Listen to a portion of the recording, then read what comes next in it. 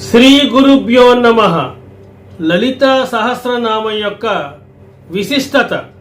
అసలు ఈ లలితా సహస్రనామాన్ని ఎవరికి ఉపదేశించారు? బ్రహ్మాండ పురాణం 36వ అధ్యాయంలో లలితోపాఖ్యానంలో ఈ లలితా సహస్రనామ స్తోత్రం ఉంది. ఇందులో లలితాదేవిని సకల శక్తి స్వరూపిణిగాను, సృష్టి స్థితి లయాధికారిణిగాను వర్ణించడం జరిగింది. శ్రీ మహావిష్ణువు అవతారమైన హయగ్రీవుడు అగస్త్య మహర్షికి ఈ స్తోత్రాన్ని ఉపదేశించాడు. లలితా పురాణంలో బండాసురుని సంహరించడానికి లలితాదేవి అవతరించినట్లుగా వర్ణించారు. త్రిపుర సుందరి లలితాదేవికి అనేక నామాలున్నాయి. త్రిపుర సుందరి, రాజరాజేశ్వరి, షోడశి, కామాక్షి మరియు లలిత అని కూడా పిలుస్తారు. లలితాదేవి ఒక హిందూ దేవత. ఈమె ప్రధానంగా శక్తి సాంప్రదాయంలో గౌరవించబడుతుంది మరియు 10 మహావిద్యలలో ఒకటిగా గుర్తించబడింది. లలితాదేవి సర్వోన్నత దేవత, మహాదేవి యొక్క సారాంశం. ఈ అమ్మవారిని లలిత త్రిపుర సుందరిగా పేర్కొంటారు. త్రిపుర సుందరి అంటే ముల్లోకాలలోనూ అందంగా ఉండేది అని అర్థం. కానీ త్రిపుర అనే మాటను భూత, భవిష్యత్, వర్తమాన ఈ 3 కాలాలకు, జాగ్రత్త, స్వప్న, సుషుప్తి ఈ 3 అవస్థలకు, ఇచ్ఛ, జ్ఞాన, రియా ఈ 3 శక్తులకు ప్రతీకగా పేర్కొనవచ్చు. ఉత్తరాదిన ఈ అమ్మవారి యొక్క ఆరాధన చాలా ప్రముఖంగా ఉంటుంది. అక్కడ త్రిపుర రాష్ట్రానికి అమ్మవారి మీదుగానే ఆ పేరు పెట్టడం జరిగింది. లలితా సహస్రనామం ఆరంభంలోనే ఓం శ్రీమాత, శ్రీ మహారాజ్ఞి, శ్రీమత్ సింహాసనేశ్వరి అనే నామాలు పలుకరిస్తాయి. ఈ 3 నామాలు కూడా సృష్టి, స్థితి, లయలకు ప్రతిరూపంగా కనిపిస్తాయి.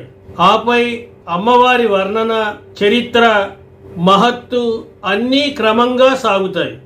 ఒక్క మాటలో చెప్పాలంటే ఇది అమ్మవారి సుగుణ నిర్గుణ పురాణం. ఒక నామం నుంచి మరో నామం ఒక సూత్రంలాగా సాగిపోతూ ఉంటాయి. శ్రీమాతతో ప్రారంభమై అంబికాతో ముగుస్తుంది. అంటే అమ్మతో ప్రారంభమై అమ్మతో ముగుస్తుంది. లలితా సహస్రనామ స్తోత్రం కరుణా కటాక్ష వీక్షణాలను మన మీద ప్రసరింపజేస్తుంది. చాలా సహస్రనామాలలో పునరుక్తి కనిపిస్తుంది. అయితే లలితలో ఒక్క నామం కూడా పునరుక్తి కాకపోవడం విశేషం అంటారు. శోభన అనే నామం 3 పర్యాయాలు వచ్చినా అక్కడ అర్థం ఒకటి కాదు. అంతేకాదు, మరియు ఇంకా అర్థం వచ్చే తూ, హి, చ లాంటి ఊత పదాలు కూడా ఇందులో ఉండవు. అనవసర పదం ఒక్కటి కూడా ఉండదు. ఒక్క మాటలో చెప్పాలంటే వ్యాకరణ పరంగా కూడా లలిత సహస్రనామమును ఉత్కృష్టమైన స్తోత్రంగా పేర్కొన్నారు. అలంకార శాస్త్ర పరంగా ఇందులో అద్భుతమైన అలంకారాలు ఉన్నాయి. లలితా సహస్రనామంలో బండాసుర వధ చాలా ప్రముఖంగా వినిపిస్తుంది. శివుని తపస్సును భంగం చేసే ప్రయత్నంలో మన్మధుడు కాలి బూడిదైన సంగతి మనకి తెలుసు. ఆ భస్మం నుంచి వెలువడిన వాడే ఈ బండాసురుడు. ముల్లోకాల మీద యుద్ధాన్ని ప్రకటించి వణికించిన ఆ బండాసురుడు అమ్మవారి చేతిలో హతం కాక తప్పలేదు. మన్మధుని అవశేషం అయిన బండాసురుని ఇహపరమైన కోరికలకు ప్రతీకగా భావించవచ్చు. అమ్మవారి అనుగ్రహంతో కోరికలను జయించి మోక్షాన్ని సాధించగలమని ఈ శాస్త్రం గుర్తు చేస్తోంది. లలిత సహస్రనామాన్ని చదవాలంటే పూర్వపీఠక అంగన్యాసం, కరన్యాసం, ధ్యానం, పంచపూజ, ఉత్తర భాగాలను కూడా చదవాలి. అది సంపూర్ణ పారాయణం అవుతుంది. కుదరని పక్షంలో కేవలం సహస్రనామ స్తోత్రం వరకు పఠించినా సరిపోతుంది. ఇక హోమంగాను, అర్చనగాను, పారాయణగాను భక్తులు తమ అభీష్టాన్ని అనుసరించి ఈ స్తోత్రాన్ని పఠించగలగడం మరో ప్రత్యేకత.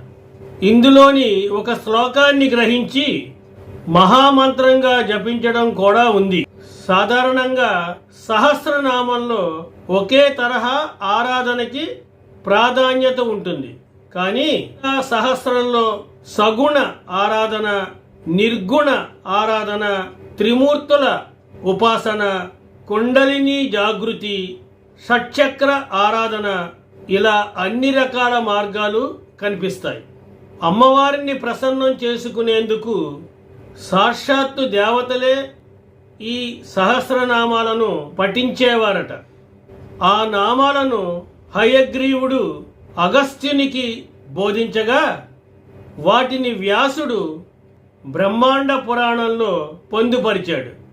వ్యాసుని మనందరం ఆది గురువుగా భావిస్తాం. ఇక విష్ణుమూర్తికి జ్ఞాన స్వరూపమే హయగ్రీవుడు. తమిళులు అగస్త్యుని తొలి సిద్ధునిగా ఆరాధిస్తారు.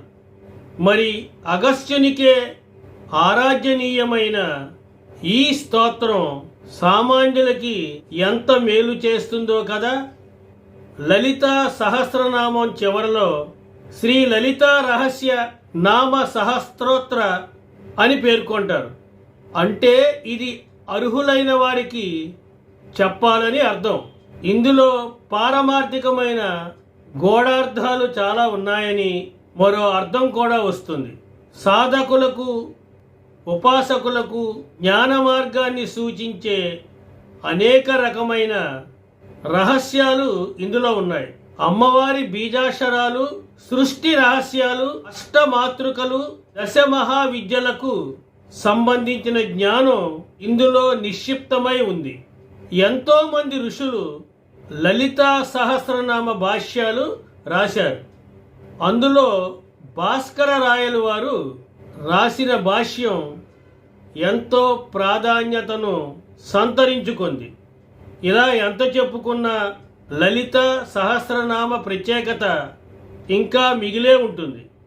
ఆ ప్రత్యేకత తెలిసినా తెలియకున్నా, ఆ నామాలను శ్రద్ధగా పఠించినా విన్నా ఆ లలితాదేవి యొక్క అనుగ్రహం తప్పకుండా లభించి తీరుతుంది. స్వస్తి, శుభమస్తు.